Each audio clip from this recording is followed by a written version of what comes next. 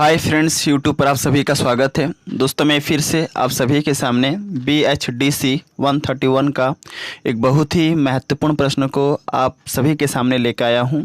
और यह एक ऐसा प्रश्न है जो हर बार परीक्षाओं में पूछा जाता है और इस बार भी एग्ज़ाम में आने की संभावनाएं काफ़ी ज़्यादा है। सो आप सभी से रिक्वेस्ट है कि आप एग्ज़ाम में जाने से पहले इस प्रश्न का आंसर आप ज़रूर याद करके जाइए, क्योंकि मैं अभी जो प्रश्न बताने वाला हूं यह प्रश्न BHDC 131 के प्रश्न पत्रों में बार बार पूछा जाता है और इस बार भी चांसेस है कि एग्ज़ाम में आए। सो आप इस प्रश्न को छोड़ना नहीं है, एग्ज़ाम के पहले आपको पढ़ लेना है, क्योंकि मैं जो प्रश्न बताऊंगा ये काफ़ी ज़्यादा इम्पोर्टेंट है और अक्सर एग्ज़ाम में पूछा जाता है। तो आइए चलते हैं और जानते हैं कि कौन सा प्रश्न है जो कि परीक्षाओं में बार बार आता है और इसे हमें पढ़ के जाना है। तो प्रश्न एग्ज़ाम में आता है कि भक्ति आंदोलन की विभिन्न परिस्थितियों का वर्णन कीजिए। अगर विश्वास न हो कि ये प्रश्न एग्ज़ाम में पूछा जा चुका है तो आप प्रीवियस ईयर का प्रश्न पत्र उठाइए, उसमें आप देखेंगे कि यह प्रश्न आ चुका है। ओके, तो फिर से प्रश्न पढ़ दूं। भक्ति आंदोलन की विभिन्न परिस्थितियों का वर्णन कीजिए। तो सबसे पहले हम लिखेंगे कि भक्ति आंदोलन की विभिन्न परिस्थितियाँ थी जिसकी व्याख्या हम निम्नलिखित संदर्भ में कर सकते हैं। एक चीज़ बता दूं, मैं जिस तरह से आपको PDF में हमेशा बताता हूं वैसे ही आपको हमेशा लिखना है एग्ज़ाम में। अगर उस तरह से आप नहीं लिखते हैं जिस तरह से मैं बताता हूं तब आप अच्छे स्कोर नहीं कर पाएंगे सब्जेक्ट में। ओके, तो मेरे PDF में जो लिखने का जो स्किल है आंसर, उसको आप फॉलो कीजिए और वैसे ही आपको 2 कॉपी करके एग्ज़ाम में लिखना है।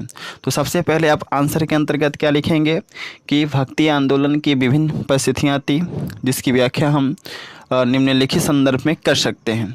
सबसे पहला पॉइंट देंगे, लिखेंगे राजनीतिक परिस्थितियाँ। क्या हेडिंग देंगे? राजनीतिक परिस्थितियाँ। इस हेडिंग के अंतर्गत बस आपको लिखना है कि भक्ति आंदोलन मुख्य रूप से एक तरह से सामाजिक आंदोलन था, इसलिए इस काल के जितने भी कवि थे उन सभी कवियों ने अपनी रचनाओं के माध्यम से सामाजिक रूढ़ियों का खंडन किया और अपनी रचनाओं के माध्यम से नए आदर्शों की स्थापना की। और राजनीतिक रूप से इस समय भारत पर मुस्लिमों का शासन स्थापित हो चुका था। भक्ति काल के जितने भी कवि थे उन सभी कवियों ने अपनी रचनाओं के माध्यम से मुस्लिम और हिंदुओं के बीच में एकता का सूत्र बांधने का प्रयास किया। भक्ति काल के ऐसे बहुत से कवि थे जिन्होंने अपनी रचनाओं के माध्यम से अपने विचार को, अपनी भावनाओं को जनता तक पहुंचाने का प्रयास किया और हिंदू मुस्लिम के बीच में आपसी मतभेद को मिटाने का प्रयास किया। तो राजनीतिक परिस्थितियां में आप क्या लिखेंगे? फिर से आपको क्लैरिफाई कर दूं, आपको लिखना है कि भक्ति आंदोलन मुख्य रूप से एक तरह से सामाजिक आंदोलन था, इसलिए इस काल के जितने भी कवि थे उन सभी कवियों ने अपनी रचनाओं के माध्यम से समाज में रूढ़ियों का खंडन किया और अपनी रचनाओं के माध्यम से नए आदर्शों की स्थापना की। और राजनीतिक रूप से इस समय भारत पर मुस्लिमों का शासन स्थापित हो चुका था। भक्ति काल के जितने भी कवि थे उन सभी कवियों ने अपनी रचनाओं के माध्यम से मुस्लिम और हिंदुओं के बीच में एकता का सूत्र बांधने का प्रयास किया।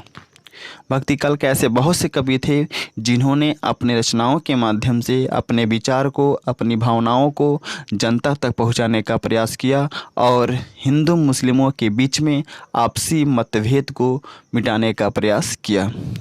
इसके बाद आपको दूसरा नंबर हेडिंग देना है, वह है सामाजिक आर्थिक परिस्थिति। क्या देंगे हेडिंग? सामाजिक आर्थिक परिस्थिति। इस हेडिंग के अंतर्गत बस आपको यही लिखना है कि भक्ति काल का जो समाज था वह मुख्यतः सामंती समाज था। दिमाग में बैठा लेना है, भूलना नहीं है। क्या लिखेंगे? भक्ति काल का जो समाज था वह मुख्यतः सामंती समाज था। भक्ति आंदोलन के दौरान समाज में सुख सुविधा राजा और सामंतों तक ही केंद्रित था। भक्ति आंदोलन के दौरान समाज में जो सुख सुविधाएं थी वह ज़्यादातर राजा तक और सामंतों तक ही केंद्रित था। इसके अतिरिक्त समाज में मध्यम वर्गीय जनता की स्थिति दिन प्रतिदिन बिगड़ती जा रही थी। आम जनता की स्थिति काफ़ी दयनीय हो चुकी थी उस समय तत्कालीन समाज में जाति प्रथा और छुआछूत की जो भावनाएं काफ़ी ज़्यादा फैल चुकी थी। उस समय समाज में अंधविश्वास भी काफ़ी ज़्यादा फैल चुका था। अतः भक्ति काल के कवियों ने अपनी रचनाओं के माध्यम से सामाजिक अंधविश्वास को दूर करने का प्रयास किया और साथ ही साथ समाज में फैले हुए जाति प्रथा की भावनाओं को भी अपनी रचनाओं के माध्यम से मनुष्य के हृदय से दूर उठाकर फेंकने का प्रयास किया। इसके बाद है तीसरा नंबर पॉइंट, जो है धार्मिक परिस्थिति। यहाँ पर गलती टाइपिंग हो गया है, आपको लिखना है हेडिंग धार्मिक परिस्थिति। ओके, इस हेडिंग के अंतर्गत हम लिखेंगे कि धार्मिक दृष्टि से भक्ति काल परिवर्तन का काल माना जाता था। धार्मिक दृष्टि से भक्ति काल जो था परिवर्तन का काल था, इतना लिखना है।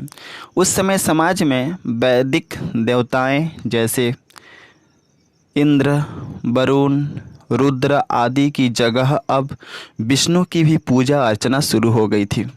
धार्मिक क्षेत्र में इस काल में एक और बड़ा परिवर्तन आया। उस समय धीरे धीरे विभिन्न देवी देवताओं के स्थान पर एक ब्रह्मा की पूजा की भावना लोगों के हृदय में बढ़ने लगी। भक्ति काल के कवि लोगों को एकता के सूत्र में बांधना चाहते थे।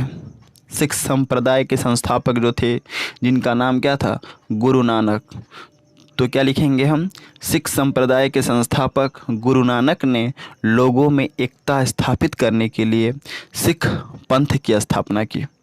इसके अलावा गुरु नानक ने धार्मिक भेदभाव को दूर करने का प्रयास किया। उनका कहना था कि राम और रहीम एक है। गुरु नानक का क्या कहना था कि राम और रहीम एक है, हम सब उसके बंदे हैं, इसलिए हमें आपस में मिलजुल कर रहना चाहिए।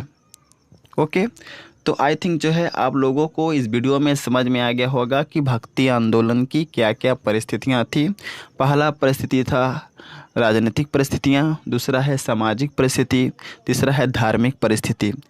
तो ये काफ़ी ज़्यादा इम्पोर्टेंट है और एग्ज़ाम में आएगा ही आएगा। तो जिस तरह से मैं हेडिंग के तौर पे बताया हूँ, वैसे ही आपको हेडिंग के तौर पे एग्ज़ाम में लिख के आना है, क्योंकि एक लिखने का प्रोसेस होता है और उसी के अकॉर्डिंगली आपको नंबर मिलते हैं। ओके, और एक चीज़ इस वीडियो के माध्यम से मैं बता दूं, जिसको भी इसका PDF चाहिए तो आप मेरे टेलीग्राम चैनल से जुड़ सकते हैं।